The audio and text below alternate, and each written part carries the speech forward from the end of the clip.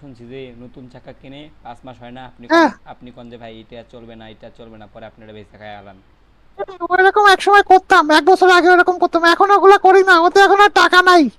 সব টাকা হচ্ছে এখন খুঁজে পাই এখানে সেখানে, ভাঙা বাস পড়ে থাকে, সেগুলো নিয়ে এসে রং চং করে রায়হান ভাই অ্যাক্টিভ মারেন। না ভাই বিক্রি করে দেয়। আপনি ভাই মিথ্যা হ্যাঁ, কথা বলছেন, আপনি ভাই প্রসেসিং তেলেই টাকা মারেন ভাই। না না না, ঠিক। বিএসএন হর্নটা আপনার বুঝবে।